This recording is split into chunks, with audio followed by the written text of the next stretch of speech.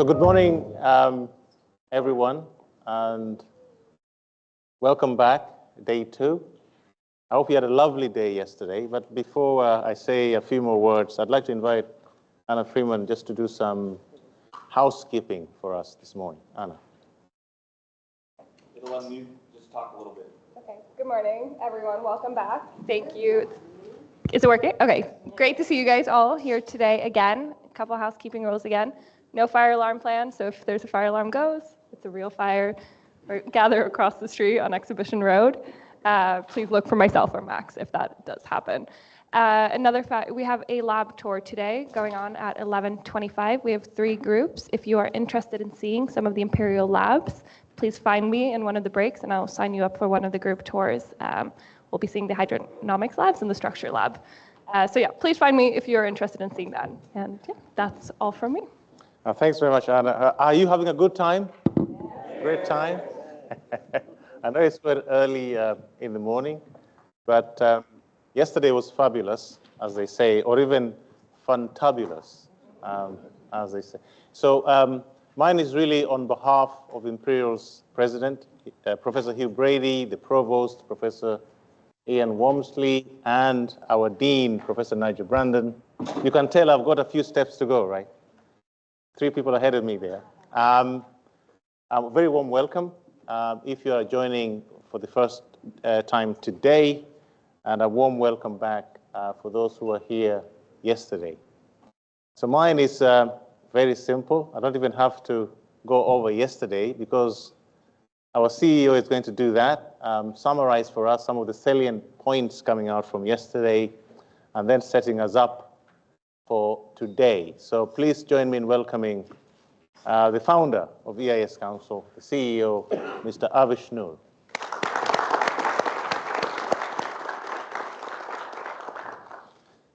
Thank you, Washington. Is the mic working? Yep. Mm-hmm. Okay. On the fire alarm subject, I think there's an argument that all of yesterday was a fire alarm. So, but not the same kind of fire alarm. Okay, so I will try to be very brief to keep us on schedule.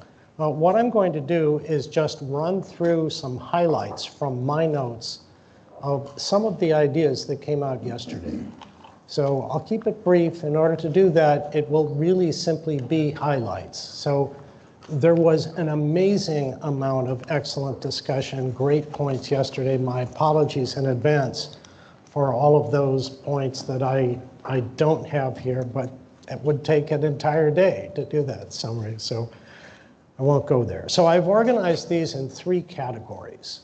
So the categories are risk, resilience, and education. So let me start with some highlights from the comments about risk. So Andrew F2, as he styles himself for security reasons, made the point that the gap between networks is rapidly shrinking. And in this reality, what we're going to need is a depth of systems analysis to help repair those gaps.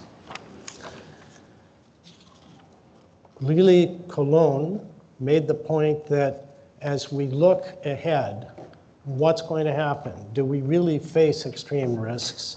The question is not if, it is when. And she made a point which was echoed by many people. It's going to take serious collaboration to get there, and we very much need to get busy. We need to get started. Massimo Ravenna made another point which was frequently echoed, which is that we are dealing with a level of complexity that is unprecedented. And that has become a serious risk and a serious part of the problem we're facing. We got an example of a very specific problem, Yoav Yair. Where is Yoav? Yoav, you mentioned that we're now approaching a level of 15% of water in the atmosphere. This is, this is an aspect of physics which is really not deniable. So when it comes to climate change, this has become a serious driver. Professor Panziera also reiterated that complexity is the key, and he gave a kind of exciting example, especially for those of us who have flights coming up. He said that no human being can actually fly a plane anymore. It is too complex. We depend on machines and intelligent systems. So there is no going back. That is now part of the reality, and that represents a key part of the risk that we have to address. Branwyn Bullen made the comment that restoration requires calmness. Everybody feel calm? It requires a calm society, and that is exactly what you will not have when you need restoration. So that's a problem, that's a risk. We need to work on that.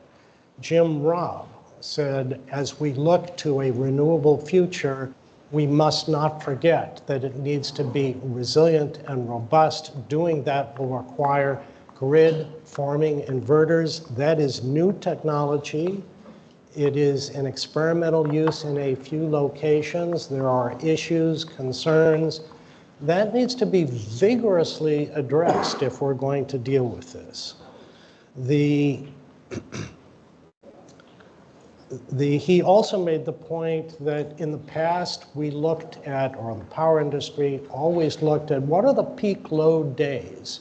And they were able to build their plans based on peak load. That no longer works. It's no longer enough because of the fundamental change in the resource mix. Paul Stockton also talked about load, but he added another comment. He said that the key is really going to be load prioritization.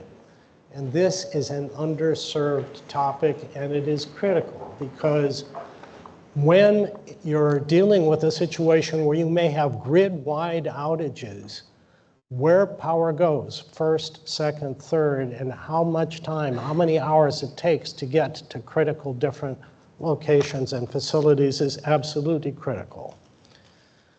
Haley Sipple, we have really stopped investing, she made the point, in redundancy in the United States. We have just-in-time productivity in our supply chains. She also made a point which is, I think, sobering. She said, we have really stopped to a large degree investing in education for the kinds of key talents and capabilities that we need. I think it's probably too much to say we've stopped, but it is going far too slowly. It's getting very, very hard to find technical talent in critical areas. Now, moving on to a somewhat more cheerful subject, comments on resilience. So Yael Parag, Yael, are you here today? So Yael, you made the comment that resilience really should focus on services much more than on specific capabilities or specific institutions or infrastructures. It should be services, because if we do that, it gives us a lot more flexibility, and that needs to be true at all levels, people, community, so thank you for that, Yael. Professor Damiani, resilience requires situational awareness. That's not enough, but it's a critical starting point. And getting good situational awareness in a black sky event where nothing to a large degree is working requires thinking. It requires planning. Not easy. There are ways to do it, but we need to understand that's the key. Sally Leavesley, am I pronouncing your name correctly? More or less? Okay. So you made an excellent point, which of course leads into the next panel, that if we're going to address these issues, we need a very broad community. We need to have all sectors, all regions beginning to work together. So we'll be talking about that basically on the first panel this morning after our keynote. Bob Kolaski echoed the idea that we need situational awareness in a real event. Bob, you here this morning? I believe he's going to show up at some point today, but he made the point that we need real data if we're going to work our way out of a major crisis. And also, he pointed to governance and metrics, which are essential attributes if we're going to build adequate resilience. So Ben Kuchta, Ben, are you here this morning? Ben, we should all send him an email of thanks. He made what I think is an extremely important point. He made a startling recommendation.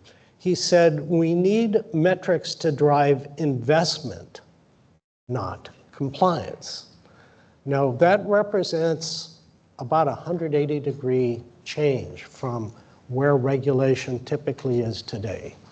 And it could address a lot of the issues and problems we've been talking about. But of course, that requires policy engagement. Haley Sippel said that good public policy must be forward-looking. This, again, sounds like an obvious statement, but it is not, because public policy today, to a large degree, is determined by risk assessment, which essentially amounts to looking in the rearview mirror. Well, I'm a big believer in checking the rearview mirror, but if that's all you look at, you will hit a wall. So I think that's an important point. She also made another point, which seems like it doesn't bear saying, doesn't require saying, but she said that when you make critical decisions, especially in the regulatory world, it is essential that you have a team of reviewers and subject matter experts who are part of the process. To a large degree, some of these recommendations are startling in that they are a reminder that things we would like to take for granted really cannot be. So on education, just a few points. It's really critical. And Julie Johnson made the point that public education is going to be key. And Yoav, you also mentioned that that is going to be the key if we can educate the public and build a sense of awareness and a sense of urgency. That's how we're going to address some of these issues. And I would make one additional point in terms of education, that it's really in the world we live in today, the rapidly changing world with its new vulnerabilities, it's going to take education of our leadership in government, different departments, different agencies, to help them understand what it's going to require to deal with all of these issues, how we can utilize resiliency in our planning to actually prepare for disasters in the future. Because as we've seen, a lot of the fundamental requirements to begin moving in this direction are not yet in place. So we have a lot of work to do in setting a new policy discussion, a new policy paradigm for our leadership in government and to a large degree also in management and industry. So that's it. Highlights from yesterday. Apologies for all of the excellent discussion that I couldn't summarize in whatever it was, 6 minutes or 7. But I think that represents a good snapshot of, hopefully, of where we came yesterday. Thank you very much.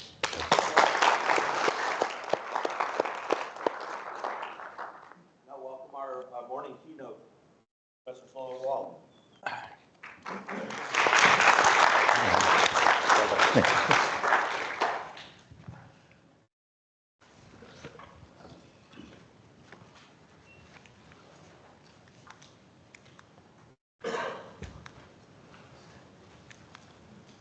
Where's the... Ever greater progress and productivity. We are evolving. Okay. I'm going to discuss today a project that I promoted several years ago, and it is now, I've been engaged in it during the last few years. And it concerned regarding, it's called EcoFuture, and it is concerning what is called the weapon nexus analysis. And we like to provide the policymakers with suggestions how to maximize socio-economical welfare in the Jordan Valley. So we shall discuss it. And the idea of maximize socio-economical welfare is as not clear as the terminology of human continuity. So we'll open a discussion in the future what we mean by human continuity and socio-economical welfare. Few words about welfare nexus. The idea is to ensure security supply of existential commodity. By existential commodity, we refer to water, energy, and food. This is known as WEF nexus, and this subject was studied for the last few decades. The new thing about it is the fourth layer, which is called ecosystem, and it's formed together the welfare nexus idea. By ecosystem component, we refer to that our system should provide continuously all the natural environmental services that it should provide from now to the next generation. And this is another way of defining the term sustainability. The adaptation to climate change and overcoming the collapse of supply system that are needed to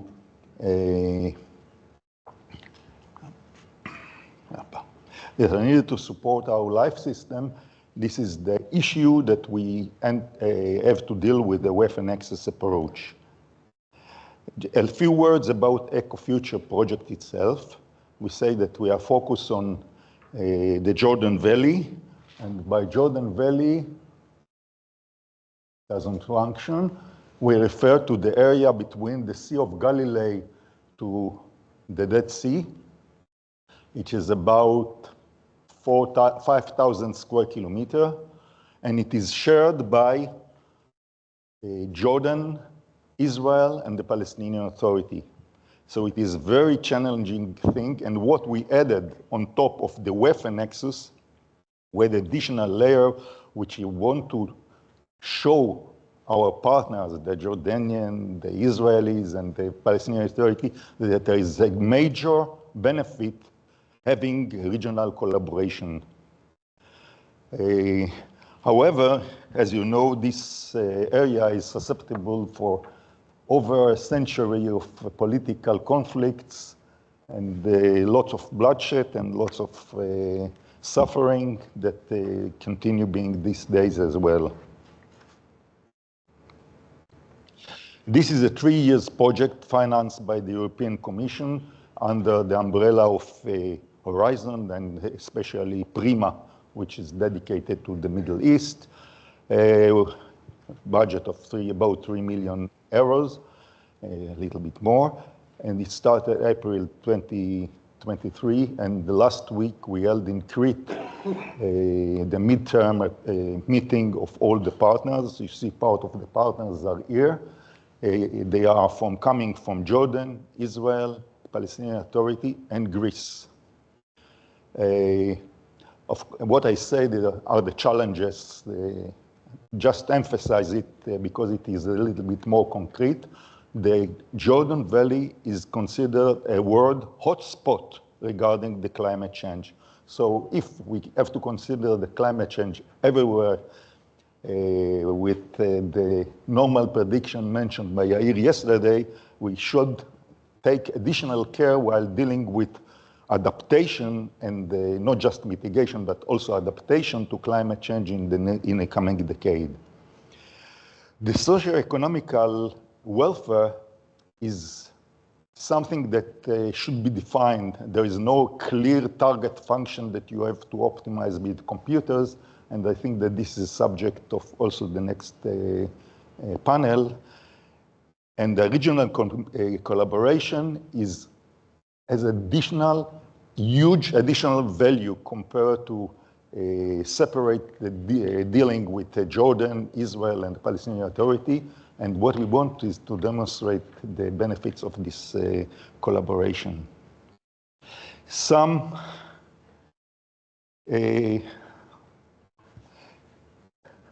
I have to look that I didn't miss anything important, but some claims that the first item is not a claim, it's a statement that energy is a cornerstone of human continuity because it powers all the critical infrastructure in our world, water, food, transportation, healthcare, whatever, everything is operated by energy system. And what I give now is just the insight we gained till now on the energy sector, because this is my subject within the project. Anyhow, the first claim, which is extremely important, and I wish I had more time to discuss it, is that the Jordan Valley, this 5,000 square kilometers, can be self-sustained based on locally produced renewable energy, mainly solar, but not just solar, but also biofuel and biogas, wind we have there. So it is a very essential claim that should be proven.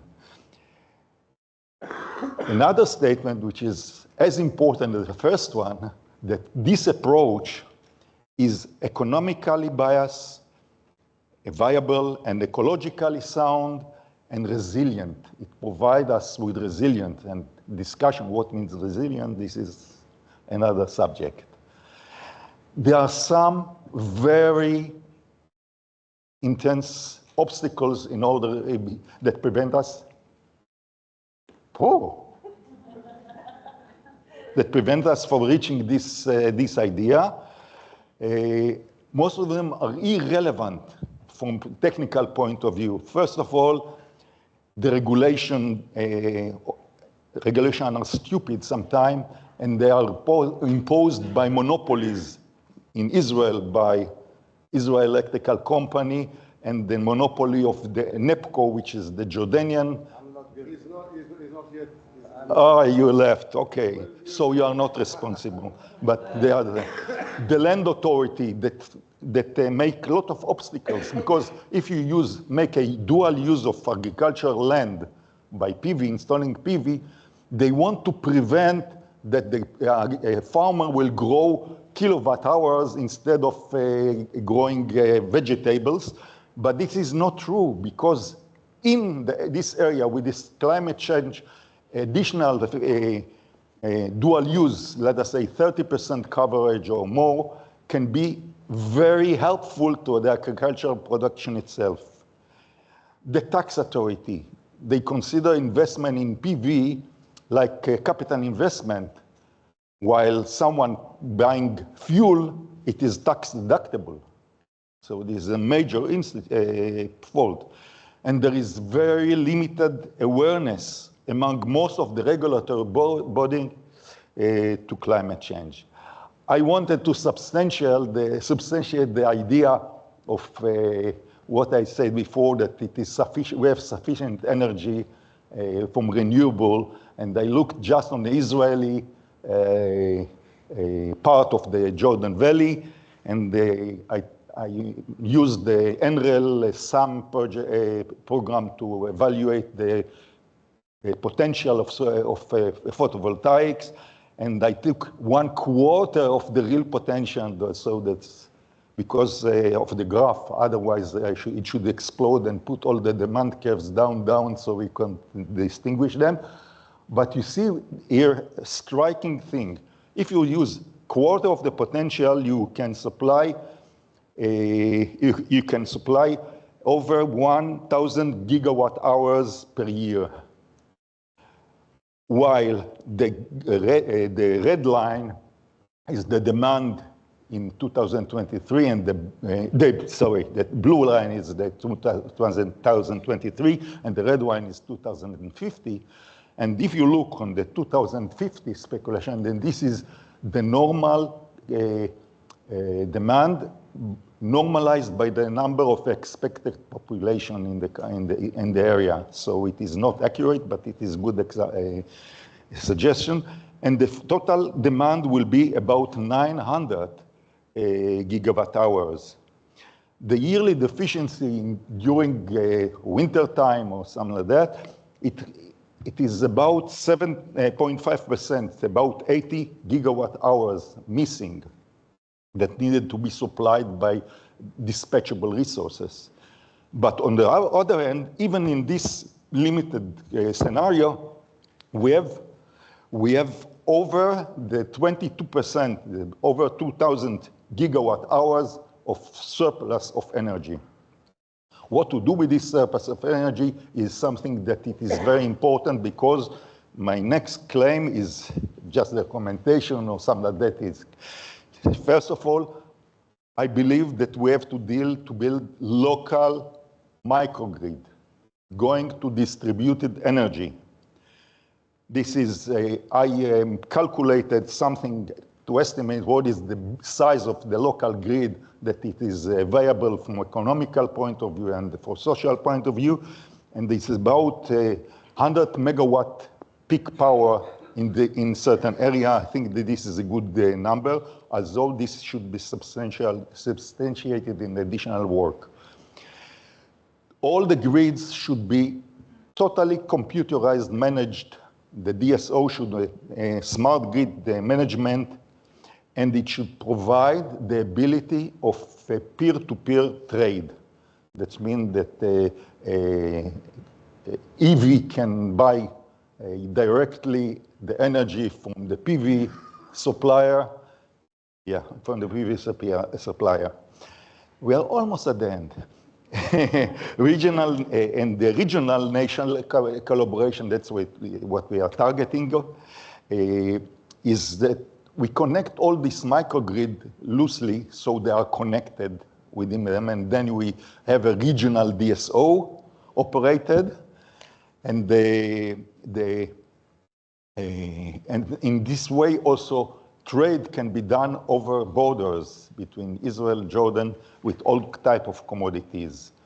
And something I just missed is the non-regret solution. We have to use the energy on spot. The surplus of energy on spot is much more beneficial than to sell it to the Israeli electrical company in this example here. And this is a matter of discussion that I would like to discuss maybe later about a non-regret solution. So this is the final transparency. Okay. What I see regarding the regional collaboration is that we shall have 5 regional chains that connect Jordan, Israel, and the Palestinian Authority. One is electricity. The other is methane or hydrogen. And this is for the supply of dispatchable energy, and heat and power. Heat and power are as important as electricity in this region. Drinking water, treated water for agriculture, and this is a major human issue regarding the uses of treated water, especially in Jordan and Palestinian Authority, because of traditional resentment against those things. And since I demand that most of it will be computerized and controlled, so we have to have communication ring that connect everyone together. Something that started already is free trade zone that cover the whole area of the valley and not just a small portion that exists nowadays and half and half working. Okay. The other thing is that we have to agree about unified regulation of water, electricity quality, and things like that in the region itself, because if you want to trade it and you want to move from one country to other, everything, all the regulations should be adjusted. And thank you very much for your attention. And sorry for the Thank you very much, Dr. Wall. Let's invite the Human Continuity panel to come up.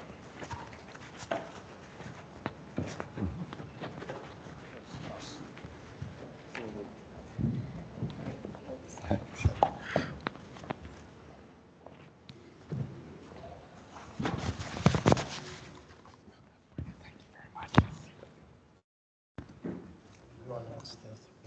again. 3 minutes for all of today's panels.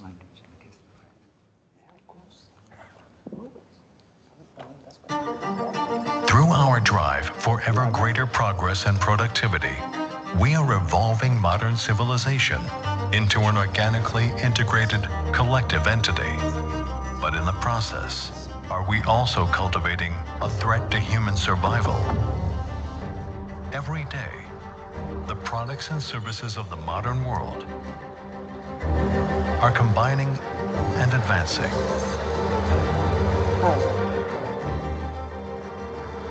Developing into an increasingly complex and interconnected economic global network. But interconnectivity means interdependency. If any significant function is damaged, the entire system could collapse. So, like a parent of a newborn child, until this collective human entity fully develops its natural resilience and recovery systems, we must protect it.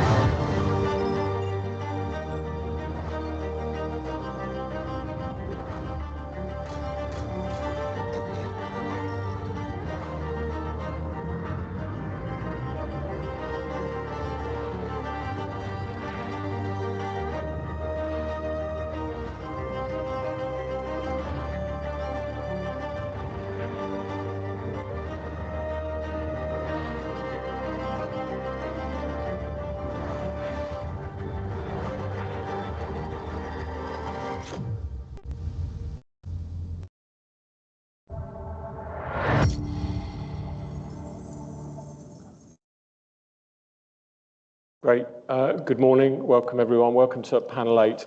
We've referenced the Human Continuity Project a couple of times, but we're going to explore it in a bit more detail now, certainly within the time constraints that we have available. In terms of introduction, so for those that were here yesterday, you'll remember I am president of EIS Council. Prior to that, my background is in financial services, regulation, technology operations.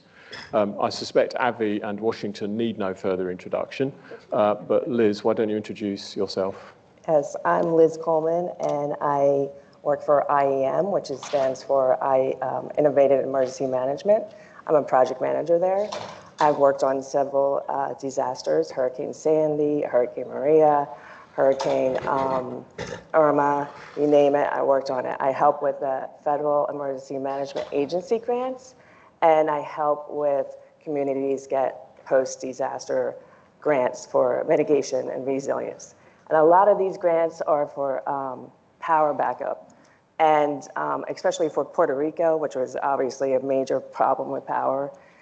We work with the critical infrastructures that need these to stay online when the power goes out. So a lot of these mitigation grants are like a microgrid or some solar for the police stations or microgrids for the hospitals. And one of the things that we have to follow with the FEMA is that we have to follow a guidance, it's called a hazard mitigation assistance. And that just got updated with the climate change and make sure that we have more green infrastructure included in that. So that is, you can imagine with these communities, they need help. So they need help with putting in these grants.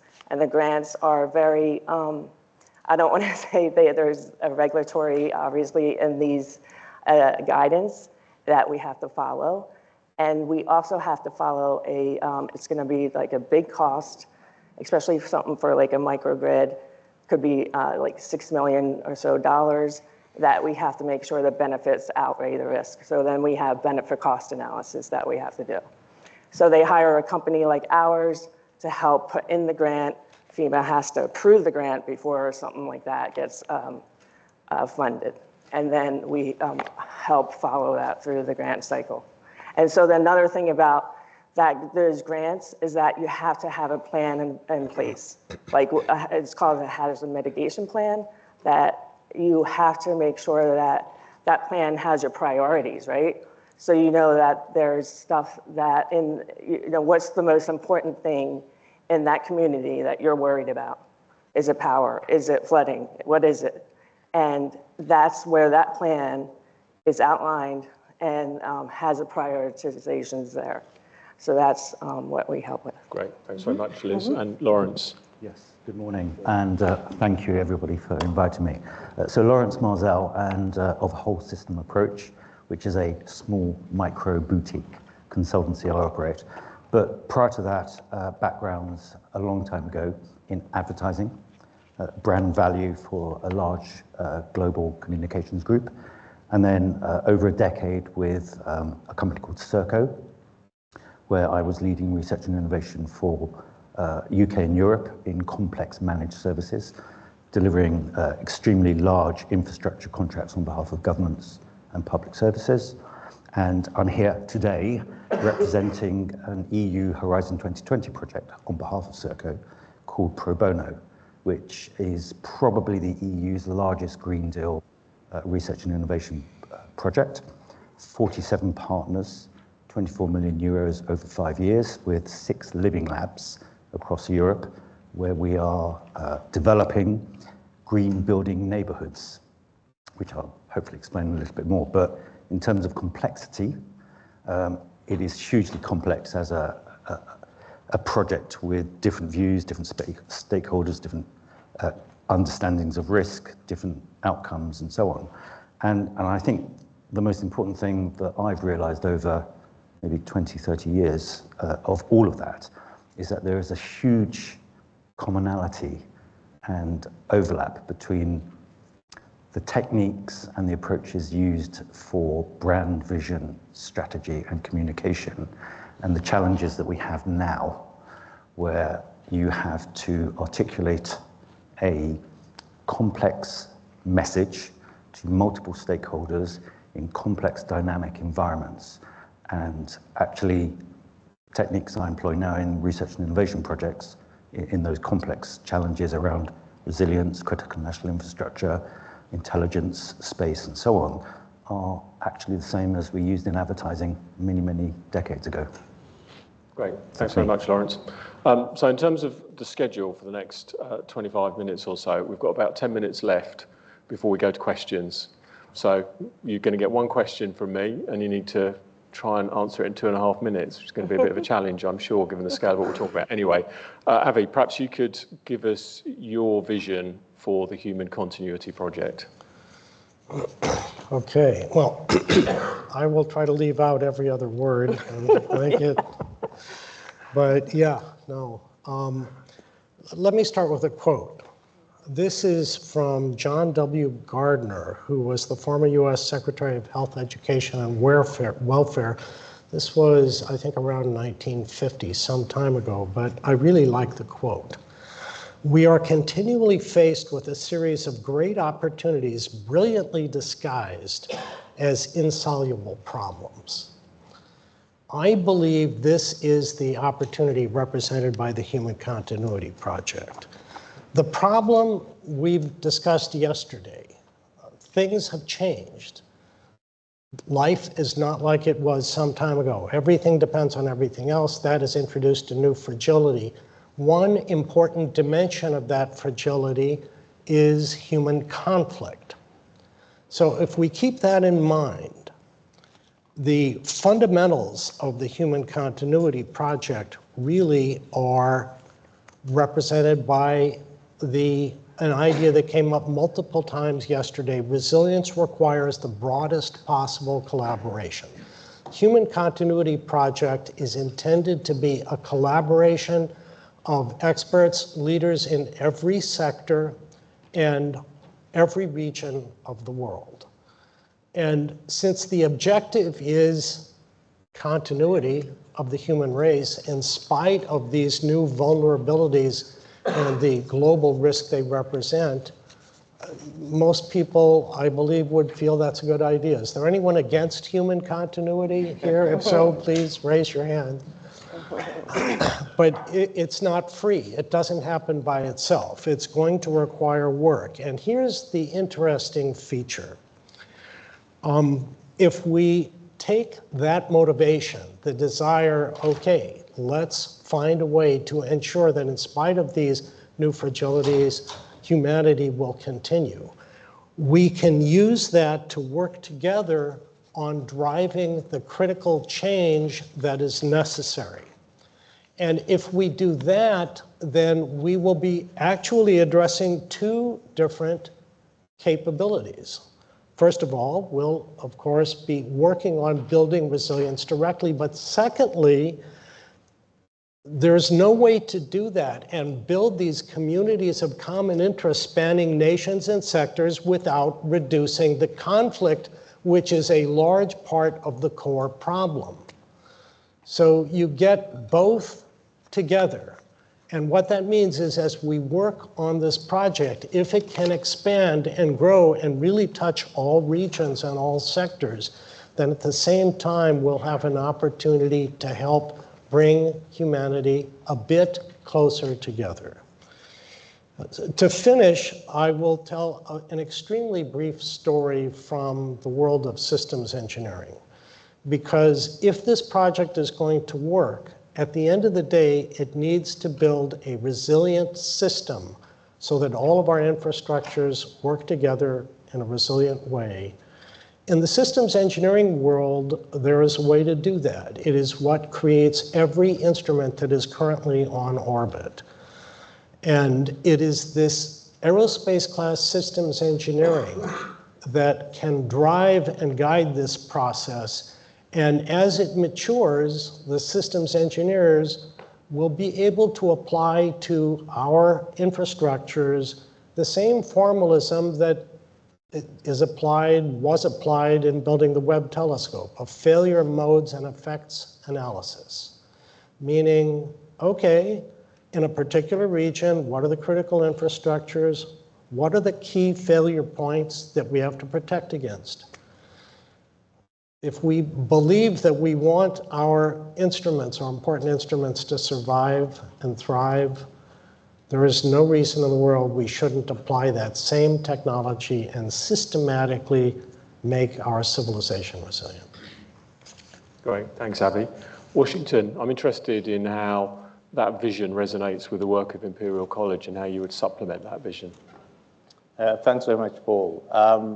I just wanted to start by saying this is the second conference. I mean, we started with the Resilient Renewable Planet, R2P, last year. And you realize that this time it's R2S, as in the S standing for society this time. So you may ask yourself, okay, we have these conferences and so on. So what do we do about it? And the way I look at the Human Continuity Project is effectively the implementation arm of the R2S, if you like, series of conferences. So what I wanted to do from an Imperial perspective, I did show some slides yesterday that encapsulates the Imperial strategy in 4 pillars: healthy society, sustainable society, smart, and resilient society. So we are already perfectly aligned. And I also believe, and demonstrably so, that the universities like Imperial College were actually put on this planet to address complex and hyper-complex problems. So we are equal to the task, particularly from our core mission, which is research, education, and innovation.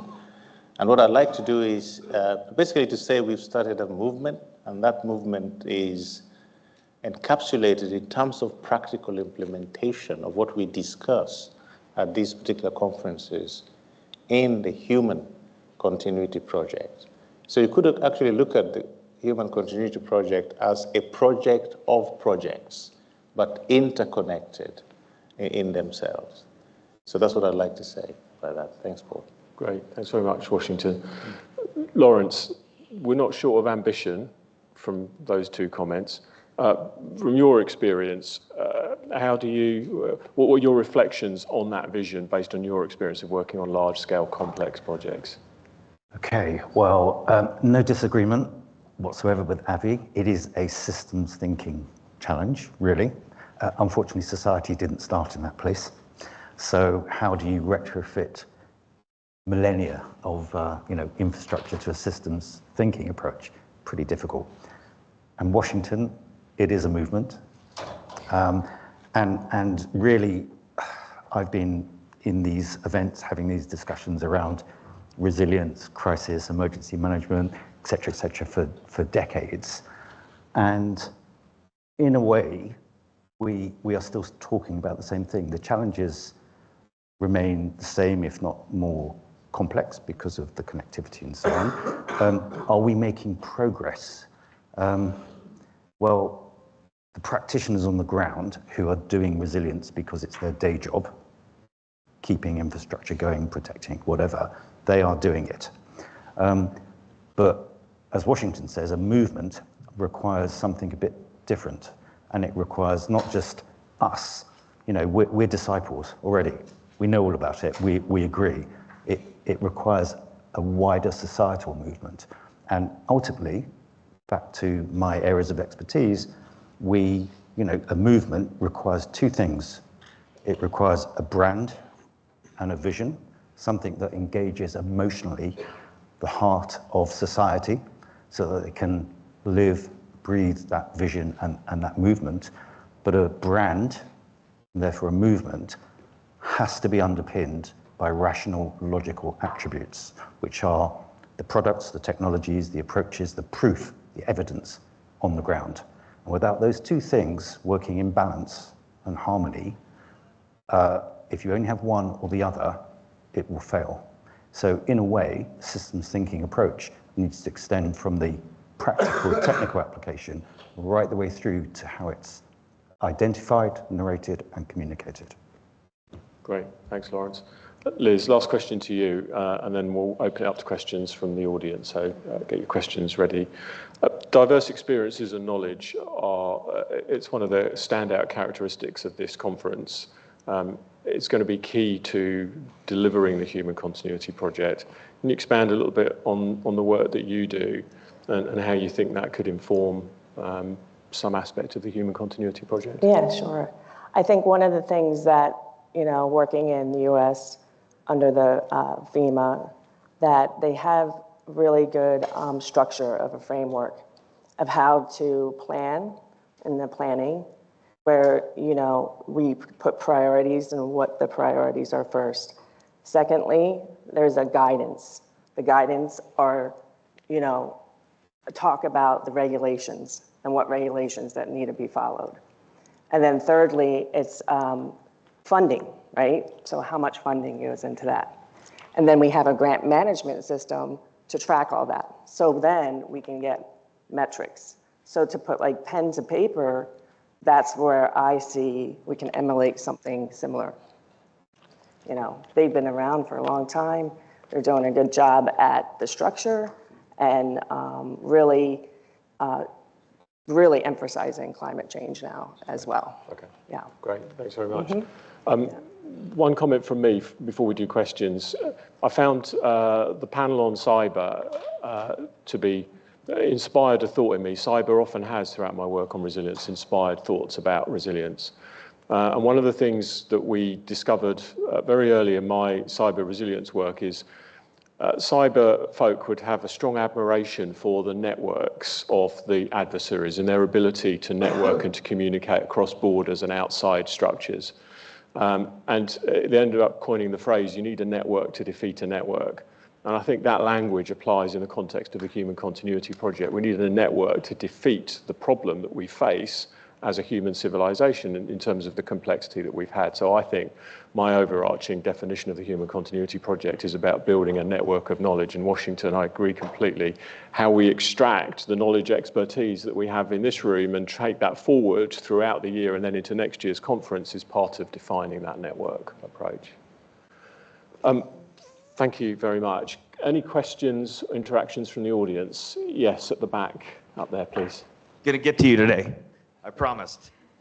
And if you could introduce your name and role, please, or organisation. Good morning. My name's Colin Taylor. I'm Emeritus Professor of Earthquake Engineering at Bristol University, and I'm also an Institution of Civil Engineers Policy Fellow on subnational infrastructure decarbonisation. And I've worked in the systems field for many, many years. And I think it's important for us to differentiate systems thinking from systems engineering. Aircraft are successful because of the systems engineering. And what the systems engineering has done is taken out the complexity. And the complexity is in the human being who pilots the aircraft. Yeah. Human beings are complex, emotional, irrational, capricious living entities. And no amount of systems engineering is going to change that. So when we look at resilience and look at people, sure, we must use systems thinking to work out cause and effect, but we need to be careful about applying systems engineering and seeing that as being the universal panacea, because it isn't. And I'll just make one comment about systems thinking. I've got 3 young grandchildren from age 6 months to just coming up to 6. And being a grandparent, I've had time to actually watch them grow up. And I've realized that they are natural systems thinkers. They spend their life working out cause and effect and learning from that. And then when we get them into our formal education system, we beat that systems thinking out of them. And I remember teaching first-year students about systems thinking, and it's a real struggle to drag it back out of them. But it's in there, and once you point it out to them, they gradually grasp it. So understanding the psychology of people, of how we think and learn, is central to this problem. Resilience isn't about things, it's about people. Inanimate objects are not resilient.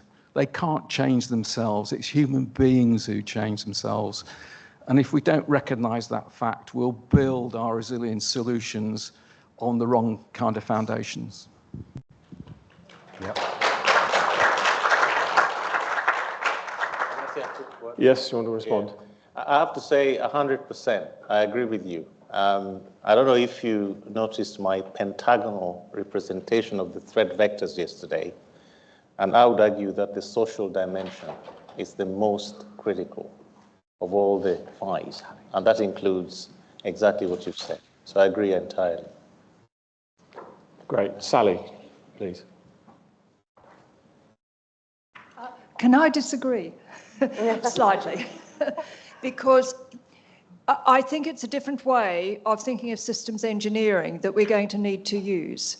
I certainly don't disagree with what's happening. I think if we take what you've said, it's a case of creating softer boundaries.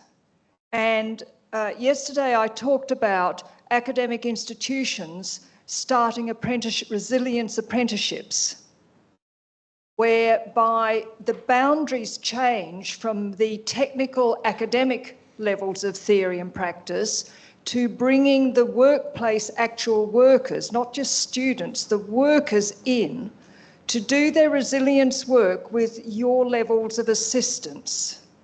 And that changes the format of how universities operate. Universities then become a tool of the community in all sorts of areas, and it's not just construction, it's also areas such as law, etc., that can use, interestingly enough, the degrees such as Imperial has in the engineering department. So I think it's a case of softening the boundaries and moving the boundaries out in that way. And another interesting way, which is very interesting in the graphics that we are seeing, the other way you can change your boundaries and move in terms of what Avi is saying is those graphics and the way you put in through the media visual representations of resilience is your translation through of the concepts and thinking into the mindsets. So again, that's a fuzzy boundary. So this is just an initial suggestion. Great, thank you, Sally. Question over here, please. Chris? Hi, everybody. Ian Fox, failed politician, super failed, stood for election twice, got hammered. Yeah? And so I want to, and as an independent, I might add, and I actually formed my own party because I am a true narcissist. Yeah? But I want to go to the point of that Lawrence made, because Lawrence, you're right. I think you're absolutely right. And it perfectly encapsulates what Avi and what Washington was saying as well. We need a movement, and it needs to start at the bottom. You know, as I sit here, you know, I live in a council house, in the lodge, on the Thurnby Lodge Council Estate in Leicester, which is an estate which is absolutely fractured and riven along sectarian, religion, poverty, all the demographics that you could wish to see, you will find there. You've got to get those people to believe. They've got to listen to see the immediacy of what we all see, because we're bright, aren't we? We know what's going on. But we need to make sure surely we need to make sure the people that we wish to educate understand that message first. If we then want to build and structure, Lawrence, how can you lead or develop such a motion or movement rather? Well, if I may, I mean, before I answer that, actually, if we took a systems engineering approach to the challenge, we would, by definition, remove people from the system. And therefore, we've created the Human Continuity Project. But that's not quite the answer you were looking for.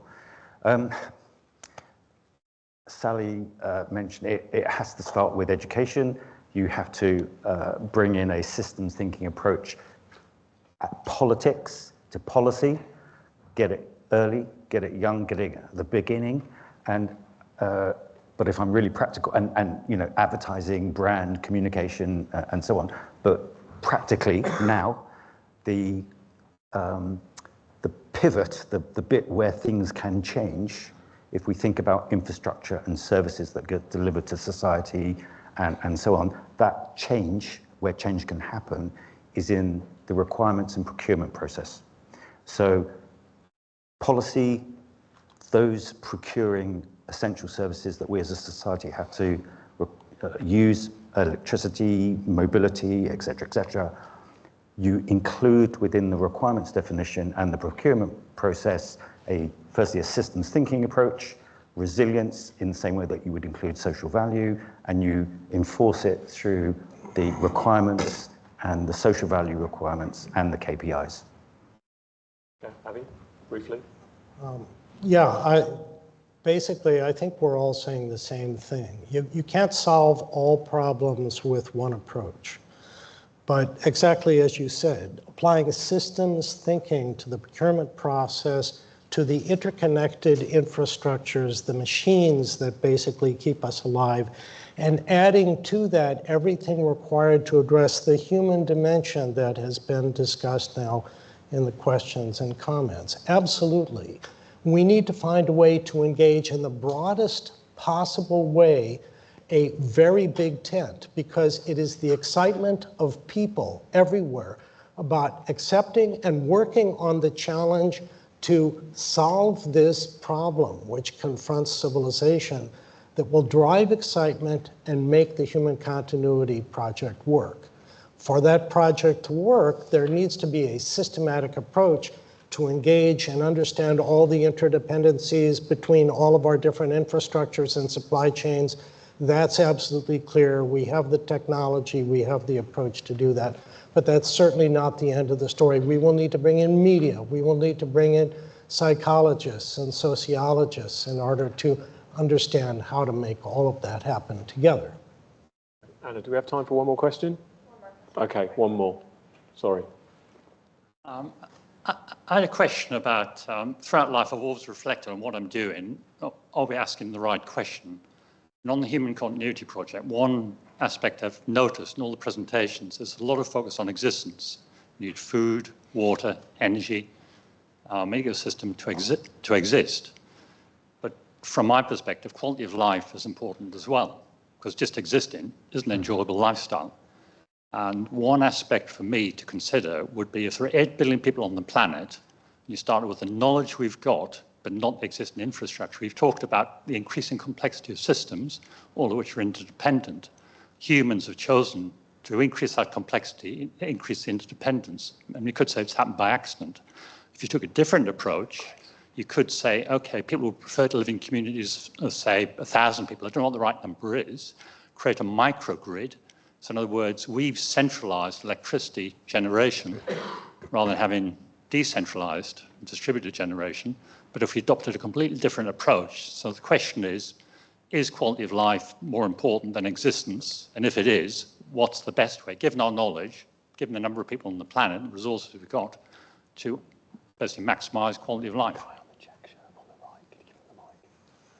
Rather than respond to that, can we take one more comment from the audience? Because I think that's useful. Chris, on the check shirt over here. Thank you very much for that. I'm Jem Woods. I'm the director for the Centre for Environmental Policy here at Imperial, and I'm a professor of sustainable development. I've been fascinated by the discussion that's gone on at the end of this session. I'm really now very sorry I wasn't able to come yesterday. But I just want to follow on this thread because I think it's so important. We've had a discussion about engineering removing humans from the system, and then we've had a point made at the back that actually we need to reflect on what humanity is. And I think you overly reflected on the downsides of humanity. And the point that was just made there, I think, is absolutely crucial. The Brundtland definition of sustainable development talks about the future needs of future generations. It's aspirational, and unless you come to Lawrence's point about the vision, you will end up being trapped by views of the future that are below what is actually needed. So I think that this perspective that's emerged now needs to be built in, not at the end of getting to the solutions, but now looking for the solutions. Great, thank you very much. We're out of time, but 1 minute. Just in 10 seconds, I think that's absolutely critical. And to your point, we need to find a way to build a sustainable, continuing future, not just to support lives, but to enable people to thrive and to get them excited about working together across nations and sectors to help make that happen. That's really, at the end of the day, the key. Great, thanks very much, panelists. Sorry we didn't have time for more questions, but if you do want to talk to us, track us down in the breaks. Thank you.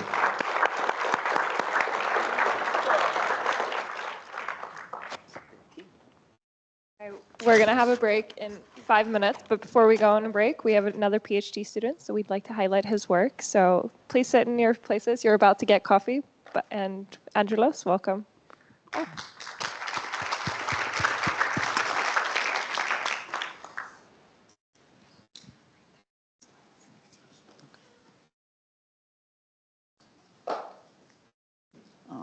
Where is it?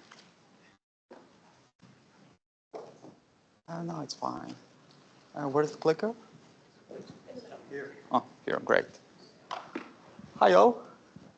I'm Angelos. I'm a PhD student at the Institute for Security Science and Technology.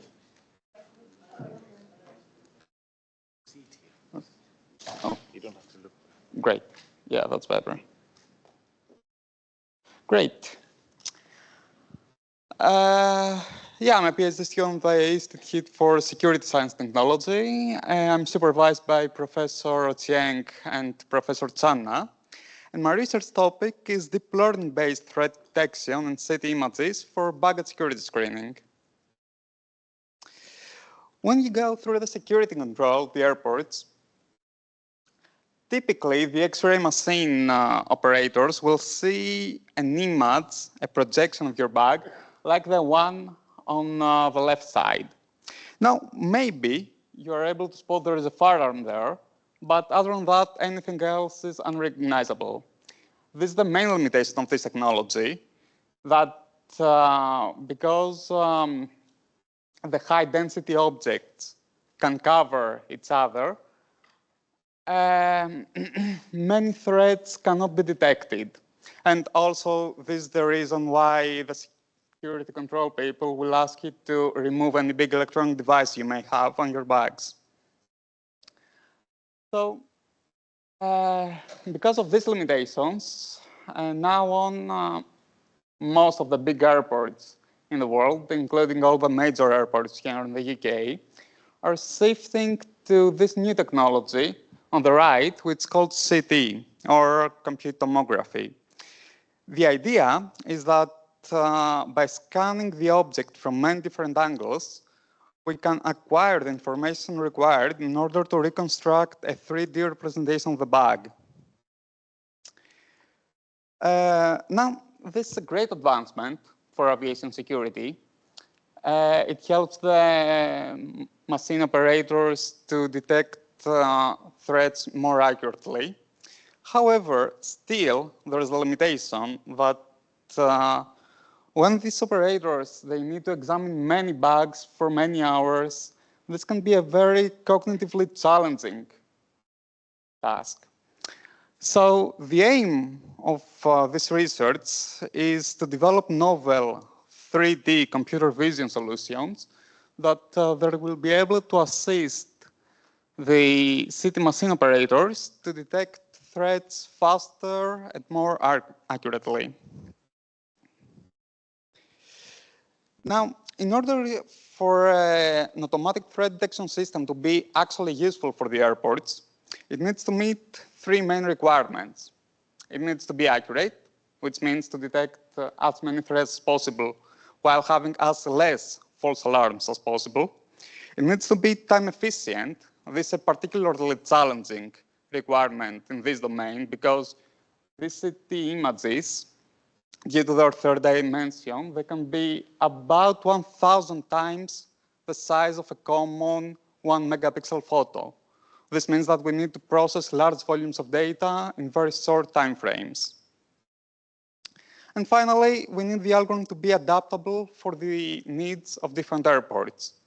A small airport on a Greek island may have different needs compared to Heathrow. So the method we've developed, it's an ensemble model that incorporates many different modules.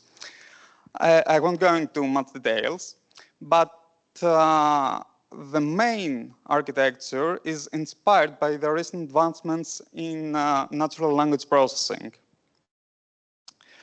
The idea behind most of the large language models you're probably familiar with is that they split the text and based on the different relationships of the words, or the tokens, as we call them, it tries to identify different kinds of patterns.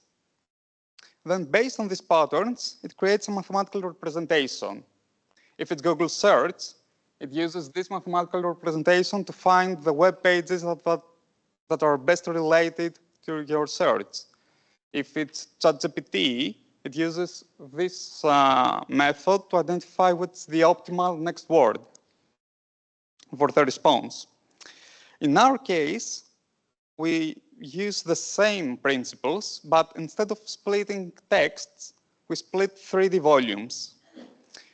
We've developed an architecture which tries to identify the connections between the different pieces of the 3D volumes. And based on these connections, it creates a mathematical representation which represents the context of the image. Then we use this representation to classify the object as threat or non-threat. For this project, we've been in partnership with Smith Detection, one of the top city manufacturers in the world. For the first stage, they've provided us with data from Heathrow and Doha airports, quite a few terabytes of data.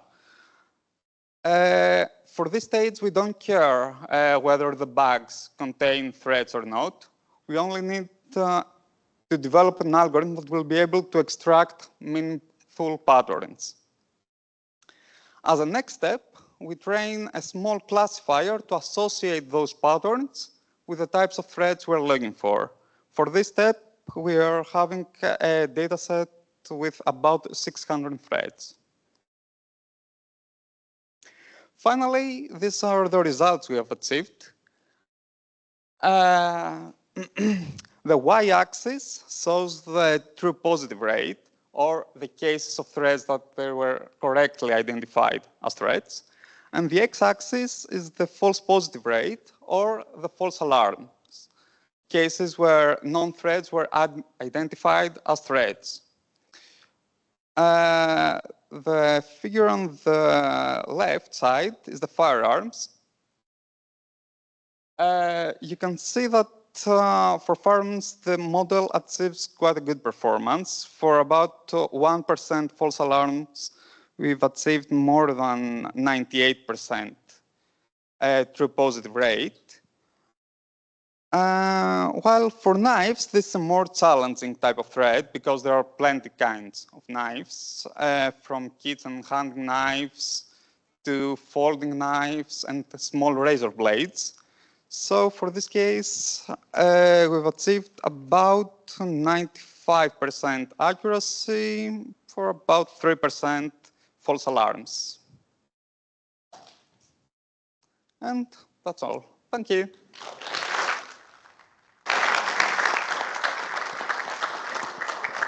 Okay, thank you very much. We'll take a 15-minute break. We'll meet here on the hour of 11. Again, if you're interested in a lab tour, please find me in the break and I will sign you up for one of the tours.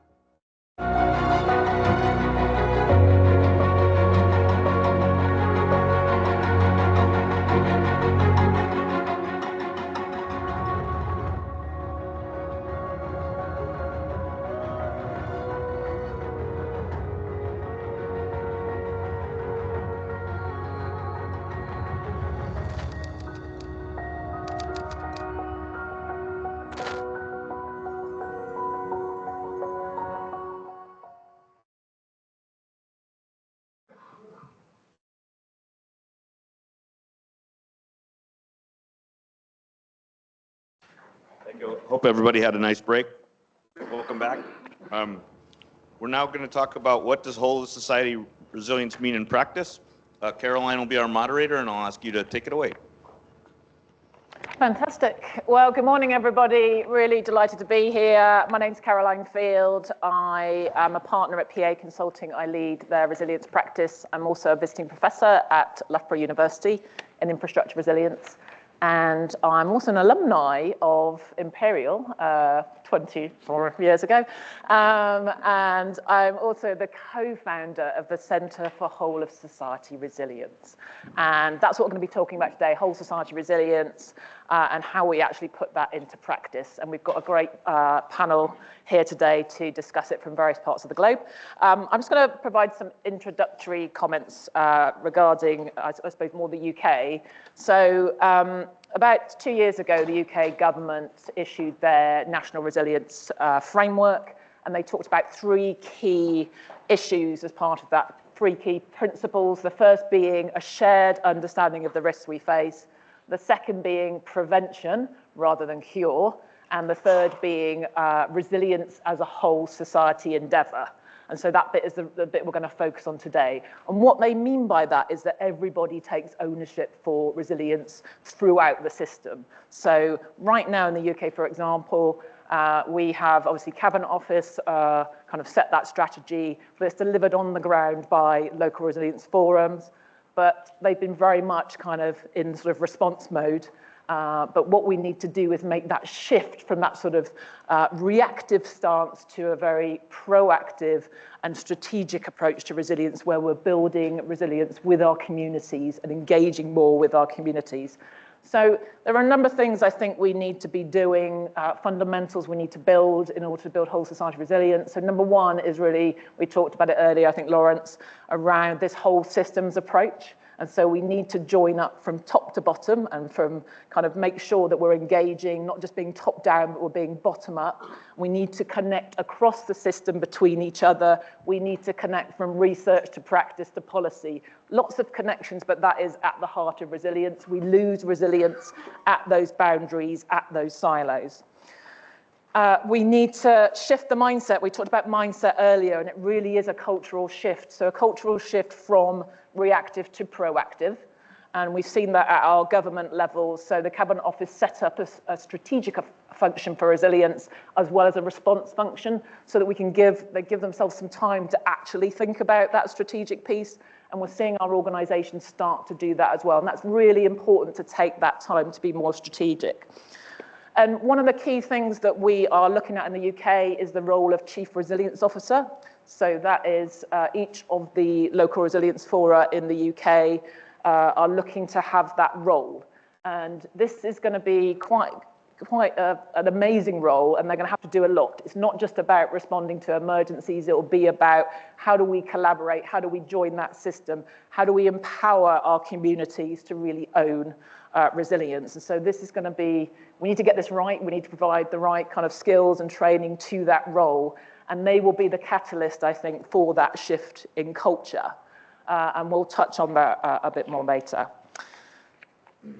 The third thing, we mentioned this yesterday, the need for us to properly value resilience and be able to develop those business cases for investing in resilience. So being able to say, actually link it to national productivity, national growth, show that by investing in resilience, it's not just in case something bad happens. Investing in resilience now actually has a positive impact now. If we go and invest in a flood defense, that provides jobs, that's productivity, it's raised the whole kind of culture of we feel safer, more people will invest. If we start showing that that is adding value and where we need to target most within that system, we can actually start to develop that business case for our government. And I'm pleased to say I'm actually working on incorporating economic security and resilience into our Treasury business case, which is very exciting. So if anybody has anything to share on that, do let me know. Lastly, I just want to say the fourth point around things we need to do is obviously harnessing data and technology. We're not sharing data properly at the moment. Being able to have that data and information for better situational awareness, whether it's hindsight from kind of learning lessons, what's gone before, insight into how our systems are currently working, where those interdependencies are, where the criticalities are, through to foresight, so kind of predicting what might happen and being able to get in front of that. So I think there are four kind of key things we need to be thinking about in terms of developing whole society resilience. But I'd now like to hear from our panelists, and I'm going to invite Janet to introduce herself. She's from Finland, and so I'm really interested to hear the kind of Norway. Got it right. Norway. Close. Norway. I was talking to a lady from Finland earlier. Sorry, apologies. Maybe I should come down. Anyway. Norway. Sorry, Janet. Totally threw me off. Janet, please. Thank you so much, and thank you so much for inviting me. And yes, Janet Bladney, I work at the Norwegian Defense Research Establishment. But I also have a position as a visiting professor here at Imperial College, so it's great to be back here. Thank you. My main pitch, I'm going to give you that immediately, and I'm going to try to explain why. My claim is that building resilience also builds defense and deterrence. And I would like to explain to you why, because in Norway we have a whole of government approach in order to improve our societal resilience, not only against non-military threats, but also against military threats. And this requires that we have a broad collaboration inside in our nation, as well as externally, international collaboration. So this is a part of what we call our total defense concept. And I am the research director our institute and my division is called, of course, Total Defense, because what we are dealing with is how to strategically develop the total defense issue in Norway, which involves civilian and military collaboration throughout the entire crisis spectrum. That means through peacetime, through crisis, and also through armed conflicts. So I brought one slide with me. Yes, I think it's up. Do you see it? Right, it's a triangle. So our defense is based on 3 pillars. One is Norwegian armed forces. We have to fight. We have to have support from our allies. Norway has been a NATO nation since 1949.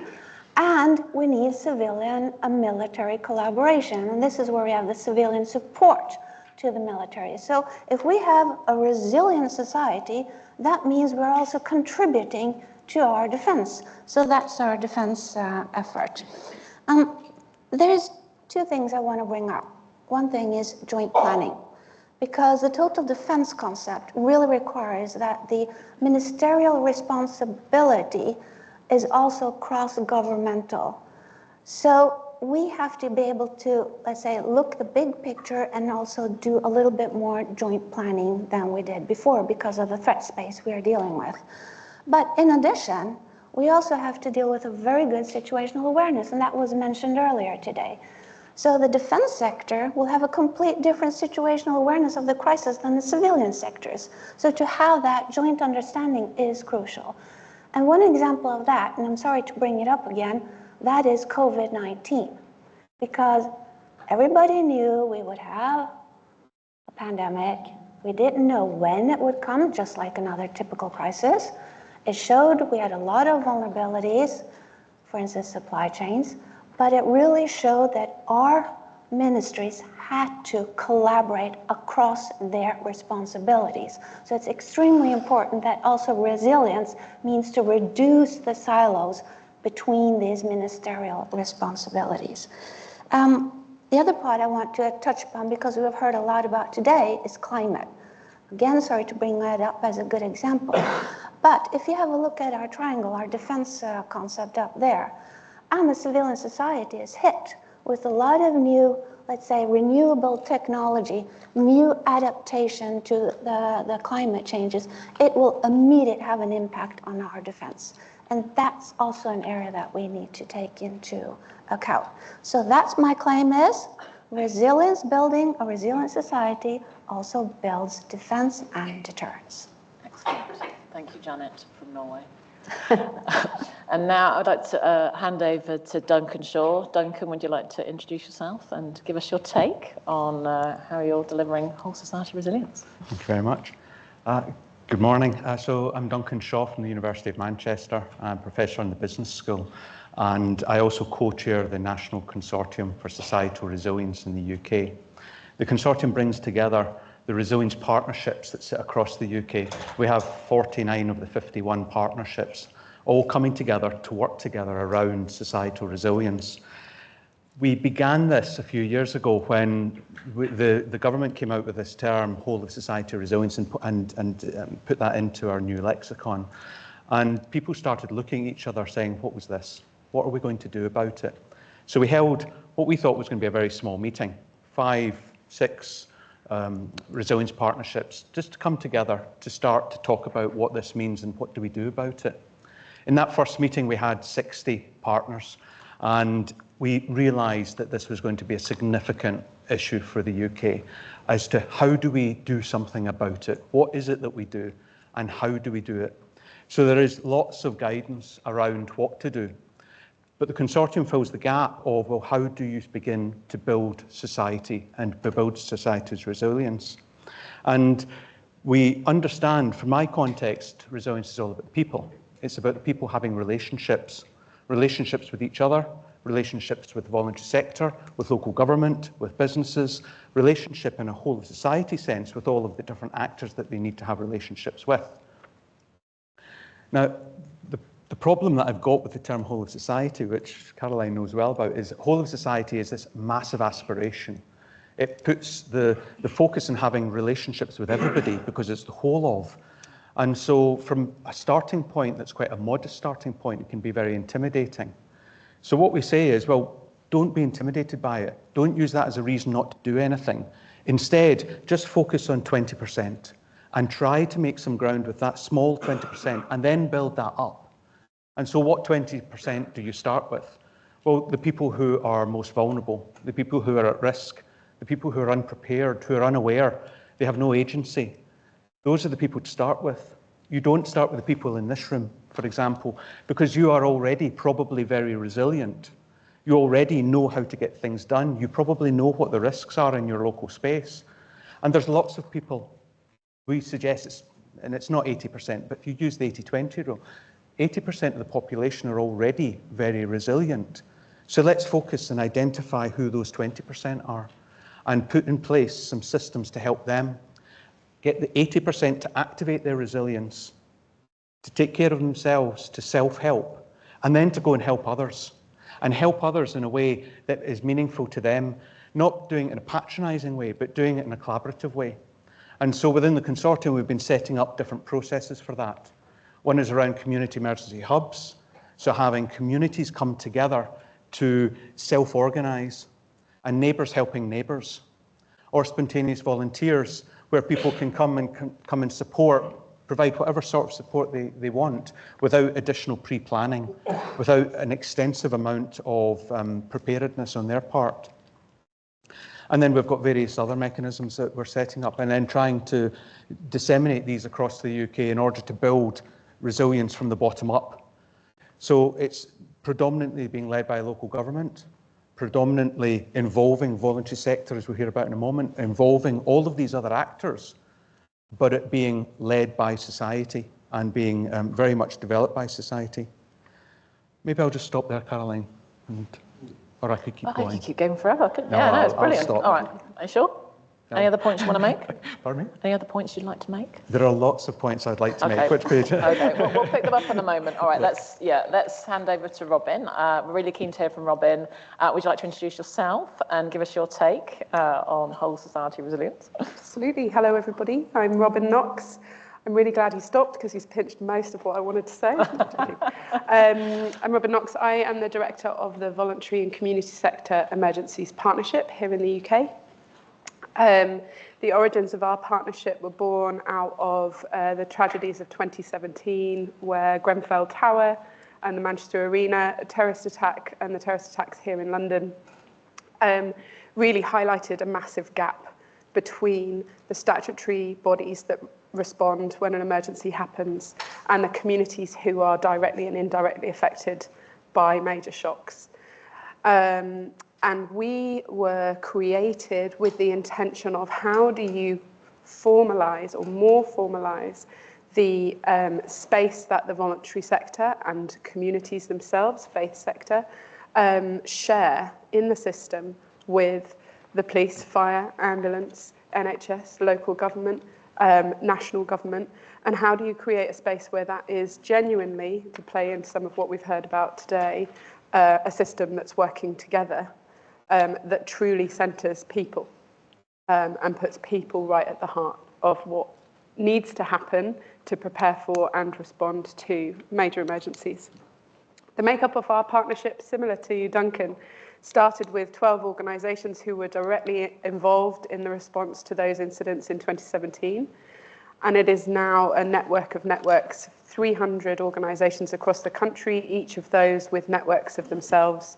And we have a reach of over a million community-based groups across the country, all united in that vision for a more human-centred approach to emergency planning, response and resilience building in the UK.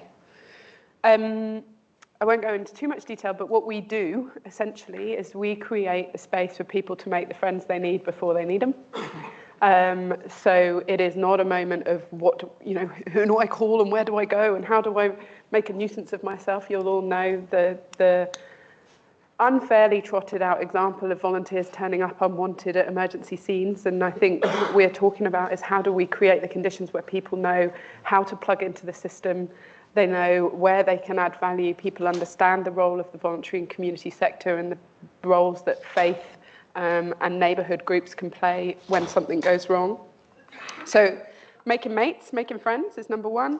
Flow of information is number two. So Caroline touched on it already, and I know this is something that Janet cares about deeply, but I think that there is a lack of flow of information, whether that is formal data or whether that is just knowledge. And how do we not allow that flow to break at sector edges? How do we make sure that there is a true understanding of impact, a true understanding of the skills and capabilities that exist, and that conversation is always two-way and at the speed of relevance? And then the third thing that we do is we build and we share the opportunity to build on people's skills and capabilities. So we know this room is quite intimidating, actually. There's a great deal of knowledge in here, and it's very, very impressive.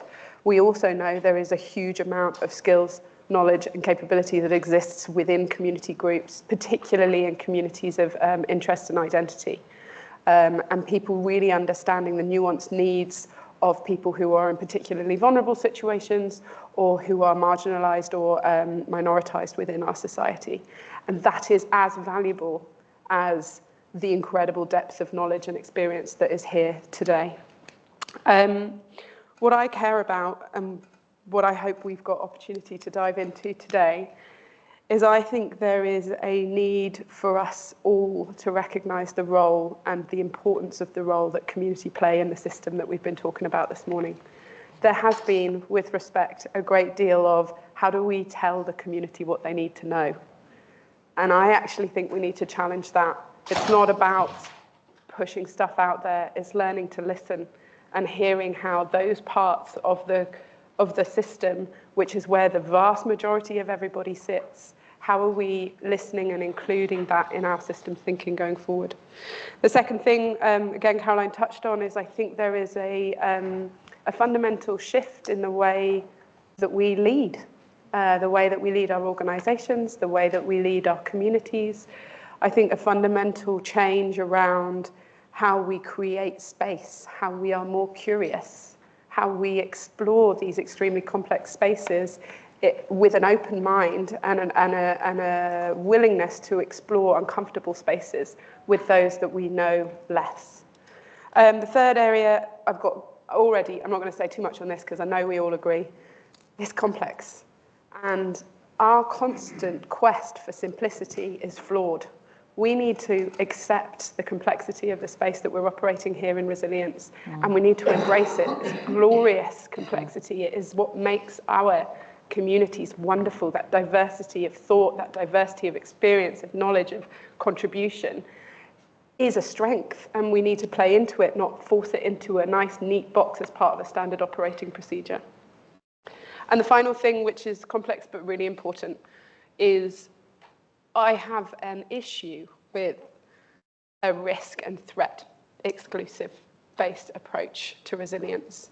If we exclusively look through the lens of what risks and what scary things are coming around the corner, then we are not acknowledging that risks affect people differently. And we need a risk and rights-based approach that really centers and recognizes the inequalities in our communities and recognizes that the 20% that Duncan was talking about there is where we need to focus our efforts. All of us will have grab bags in our cellars, in our garages, in our attics. Aren't we lucky to have cellars, garages, and attics? Plenty of people don't. And so we need to think very differently about how, whether it's a flood, a terror attack, a power outage, it doesn't affect everybody the same, and we need to start thinking very differently about how we center a human rights approach to how we plan and respond to challenges to our resilience. Amazing. Well, let's dive in. Let's dive in. We've been challenged. So you kind of touched on this way that I think traditionally we have communicated with communities in terms of a top-down, these are your risks, you need to do something about them. It's like, well, why, there's particularly vulnerable people within those communities, they've got more things to be worried about. They don't, unless something is actually happening to them, they're not going to engage in that. How do we better engage with communities in terms of getting them to kind of understand what resilience is, how it can help them, what they need. And I think we sort of touched on earlier about this whole, how do you make it meaningful to them, that kind of purpose? How do we align behind this sort of whole purpose to be resilient? So Robin, I think I'm going to start with you and work backwards. Seeing as you're on a roll.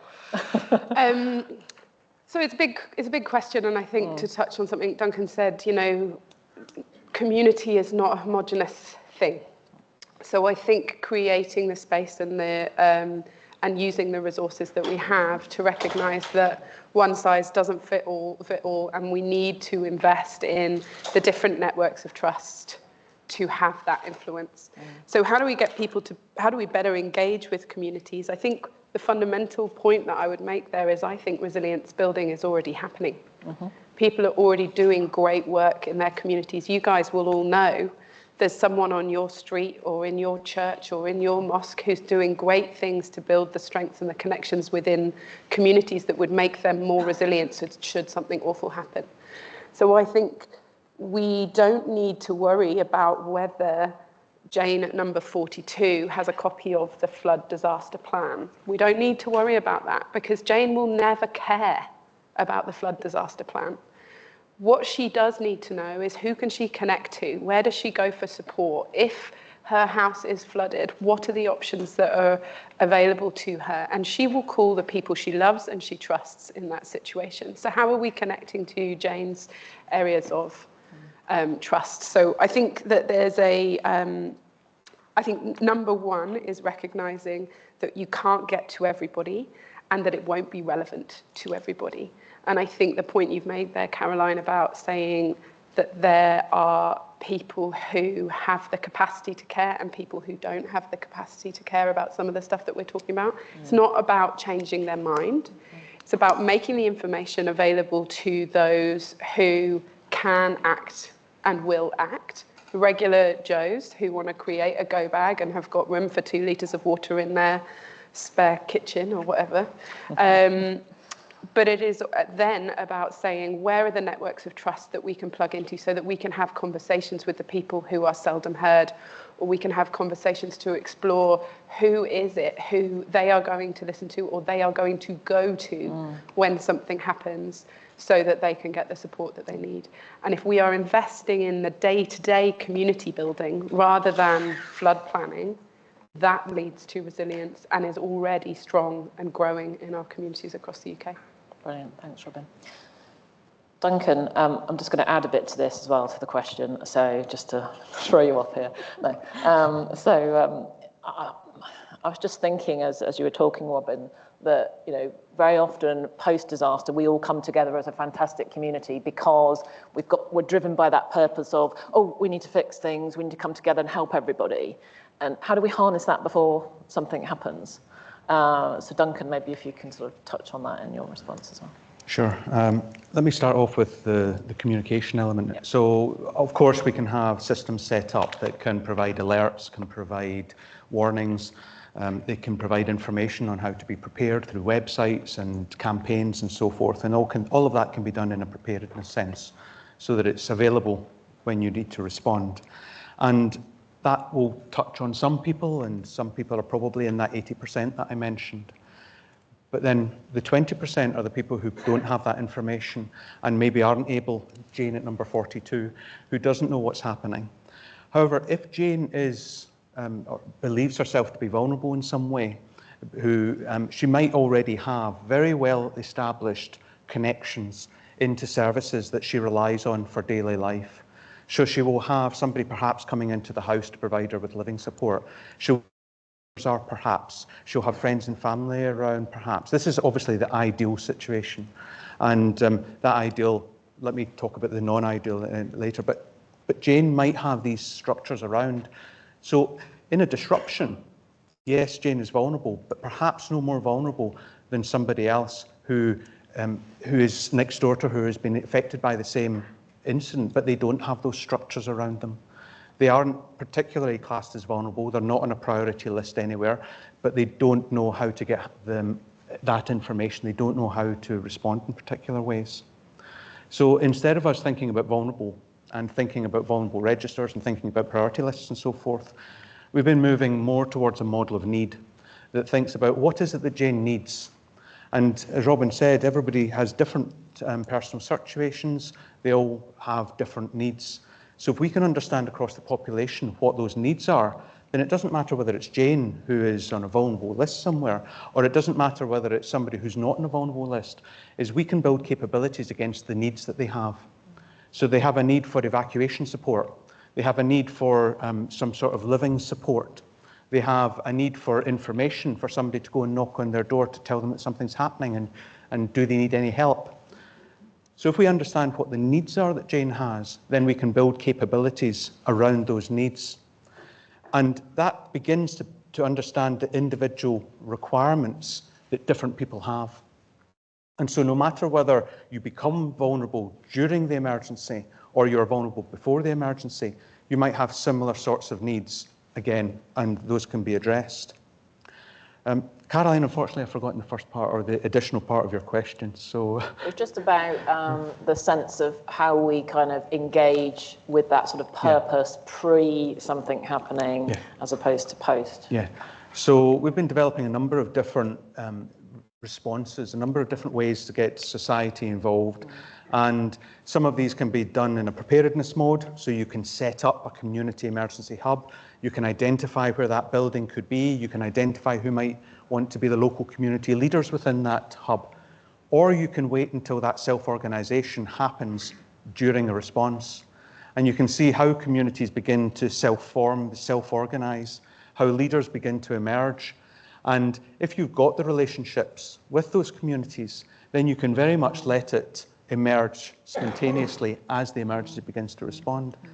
As Robin said, if it emerges from within that community, then they'll know that Jane normally gets maybe some support, and because they know who Jane is, because they are members of the community where Jane lives.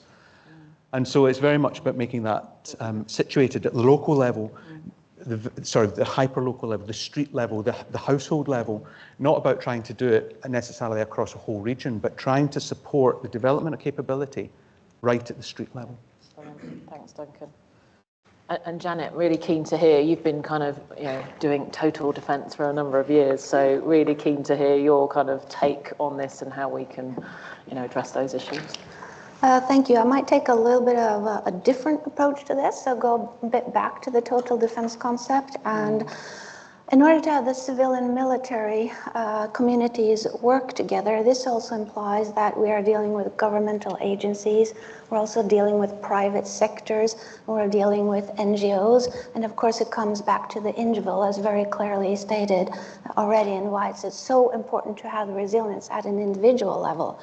But if I look a bit, let's say, higher up the chain, from a more centralized level, the communication between the governmental agencies is extremely important. So they are coordinated to make the right decisions, and also that they know what kind of consequences their decisions will be when we have to address the event.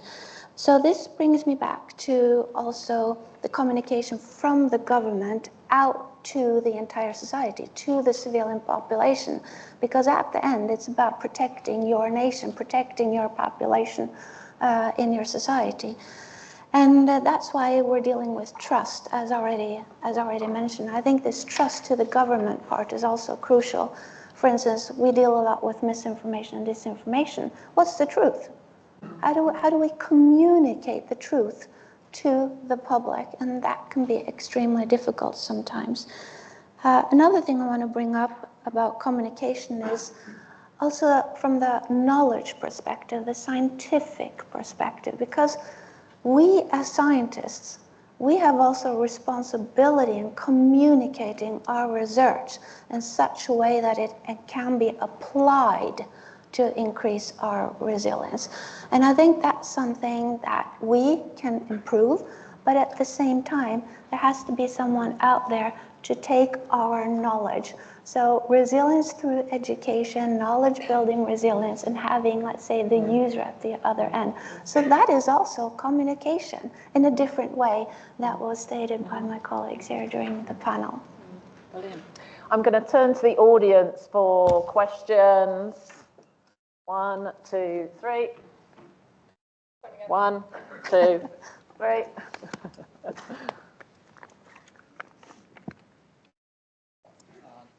Does the panel think that one of the biggest barriers to investment in the whole of society resilience is actually the insurance industry, in terms of its lack of understanding of systematic risks? Talking about, for example, fire risk assessments before Grenfell Tower, flood risk assessments before the first flood in a non-flood prone area, or, for example, credit risk assurance prior to the financial crisis of 2008. All systematic risks. Thank you. Good question. Who would like to start us off on an answer to that? Yep. I could try to at least reflect upon it in a different way. Sorry for that. The financial area is very complex. We're dealing with it now. I mean, every nation. This is a huge, a complex, interconnected problem that has to be dealt with and looked at in, let's say, in an improved way than we are dealing with already. And of course, when we are dealing with financial situations, that will immediately hit the civilian population, and it will also hit the defense part as well. So I think well, what I see now is there's much more investment in those type of challenges in that area, but that will also have an impact on the insurance part as well. I don't know if that was an answer, but just some reflections. I think it's definitely, I mean, certainly during my entire career, trying to link up with the insurers and say, well, we've invested in this, can you reduce those premiums? And that doesn't necessarily work. And I still, to this day, it's not working. Yeah, no. If you have a flood, you then can't sell your house. Exactly. So you get now, is like in Florida, you know, you can't get insurance because of sea level rise and flooding, and you know, it's so that's you get to that point. I think it's because they do it on an annual basis. They're not really kind of and they're looking backwards rather than forwards. So I think there is definitely. I totally agree. They are part of the solution, and they need to be kind of engaged in that. So yeah, thank you for your question. Don't have all the answers to that. Second question. I just wanted to highlight one element which turned to be extremely effective in Israel, and that's the volunteers organizations that actually stepped into the vacuum that was created while the government and the other institutions were very busy. Situation awareness, assessment, what do we do next? Volunteer organizations stepped in and did a lot of miraculous things, to include provision of necessary equipment to the military that they didn't have. So I missed that in any of your slides, but I think it does exist in every other country. Yeah. Robin? Yeah, I mean, absolutely. And it is, it's fantastic to hear that was the situation in Israel as well, because we saw the same here in the UK. We see it whenever anything happens, but I think COVID was particularly powerful in terms of the role of the voluntary sector. I also think that there is now, but more than ever in my career of working in disaster and emergency response, a recognition of the power of that role, not just because they are the first responders often, the voluntary sector, whether they are a formal recognized charity like the Red Cross or the Salvation Army or any of those well-known organizations, or whether they are a self-mobilized group of do-gooding people who care about their community and want to take action. They are the people that made the difference in COVID, and they are the people who will be there long after the blue lights go home. And I think it's incredibly powerful. Yeah, and I think it's about harnessing all of those pieces. That's almost like the role of our sort of local leaders, community leaders, to be able to kind of join those dots up, because they exist. But joining it up before something bad happens is kind of what we need to do, right? Absolutely, and I think the risk that we have seen, just to be pragmatic about how wonderful I think the VCS is, you know, the risk that we have seen before is that it can be hugely unhelpful also, because it flies in the face of whatever the statutory organisations are trying to do. And I think the way that we address that is through that flow of information and connectivity. How are we sharing our understanding of the situation on the ground, as you say?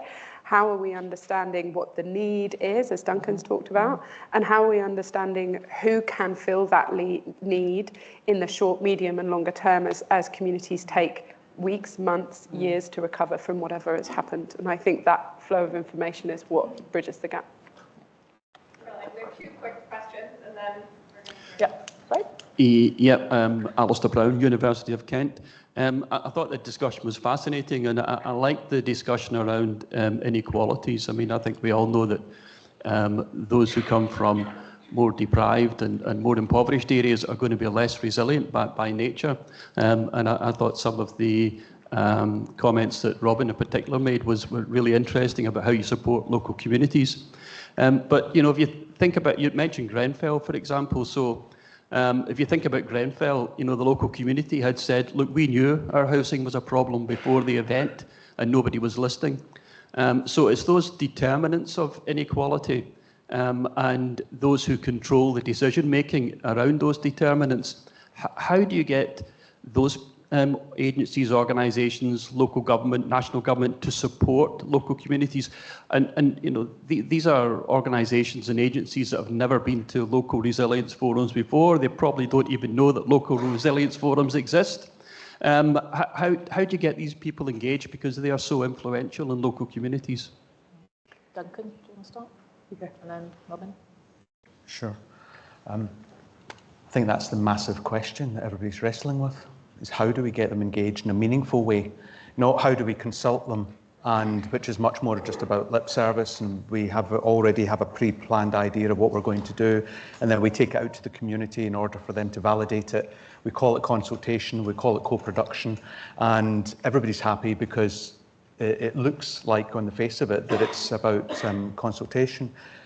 So it's about genuinely building different ways of working with communities and respecting, as Robin says, that they have a tremendous amount of knowledge.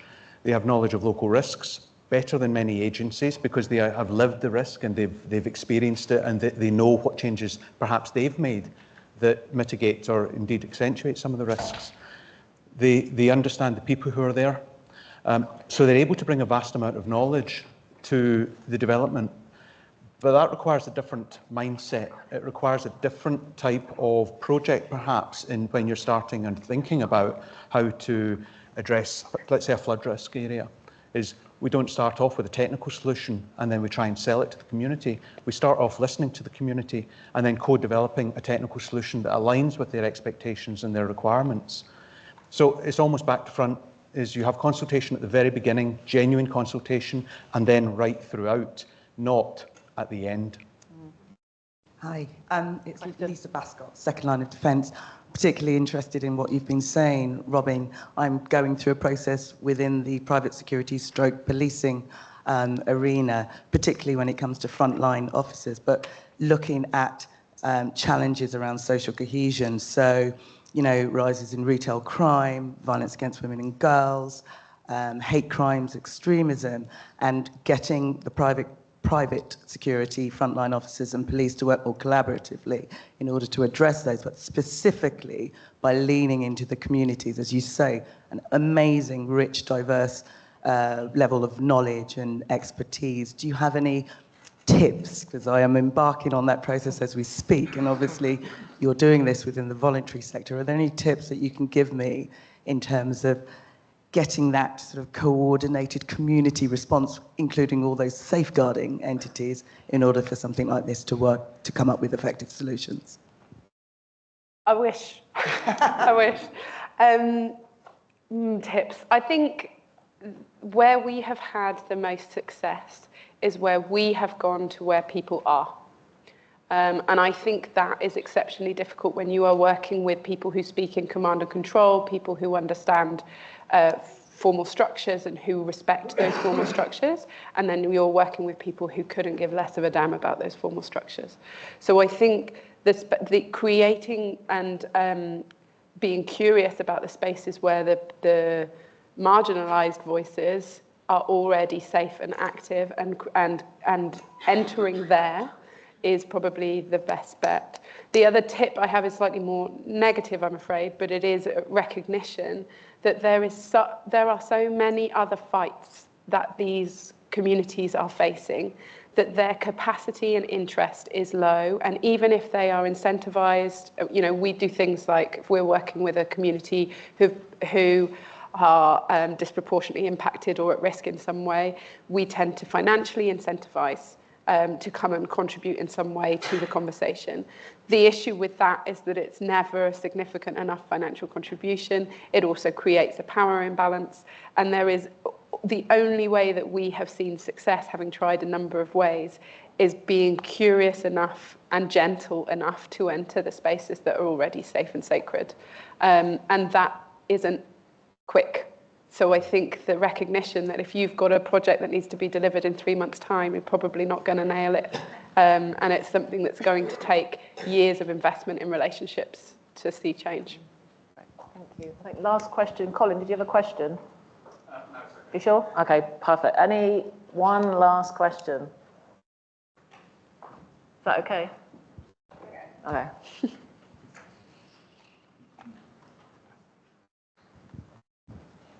As long as it's quick. Yes, so hello, Mercini. So the question I have is that you mentioned that some communities are more valuable than others, but this realization becomes even more critical when considering that almost 4 billion people live under poverty conditions. One key issue discussed is data sharing. So I want to ask, what are the challenges associating with data sharing and what can be done to address them, particularly when ensuring that data needs to be transformed into actionable information? Thank you. Did you get the question? Can you repeat the question? It might just be my hearing. So the question is, what are the challenges with data sharing? Data sharing, What can we do to address these challenges, particularly considering that data needs to be transformed to actionable information? Yeah. Do you want to share on that one? Data sharing, challenges with data sharing, how we can get better. Data sharing, I think that's a rather huge area to discuss. Again, it depends on... It's a whole other panel. It depends on from which angle you look upon it, from individual to individual, from the data networks that you are using, but also, from the agency level as well. So again, that's why I wanted to point out my situational awareness. In order to address all of these areas, you need to understand from let's say, where you are, what kind of responsibility do you have in order to deal with and improve resilience? If you're working in the government and dealing with data sharing, you have to comply to those rules and regulations, and if it is even open data to be shared. And that is why we're back to this information as well. I mean, what kind of information can you provide if you don't want to create chaos in your society as well? That's another way of looking upon it. And what kind of data do you put on the website as well? One of the complex problems today is there's so much information out there. And how do you select the right information to deal with it and to respond to it and to share it? So again, I think, it's really another panel itself because there's so many aspects to it. So huge amount of challenges, but I know work is going on in different nations. But again, are we talking about an individual level or a group level or responsibility from the government? What kind of data are we talking about? Just to add to that, I think for me it's less about data sharing and it's more about building relationships. So the data, yes, is important and we can use that data in many different ways, but actually the relationship is really what underpins whole of society resilience. And if we can establish the relationships both across communities, with communities, voluntary sector, emergency responders, government, local government, if we can establish those relationships and they're really solid, then the contents of the data can be shared in ways that the data doesn't need to be shared itself, but it's the message, because no community is going to want to have a database sent to it in order for it to be able to do its own statistical analysis. So it's very much about establish the relationships. Great, perfect note to finish on, I think. So I'm just going to do a plug for the Centre of Whole of Society Resilience, which is just a network of where we can all come together to work on projects to actually collaborate across those different sectors and levels of the system, so do check it out. I'd just like to thank all of the panelists today for a fascinating conversation. We could have gone on for a lot longer, but please join me in thanking the panel.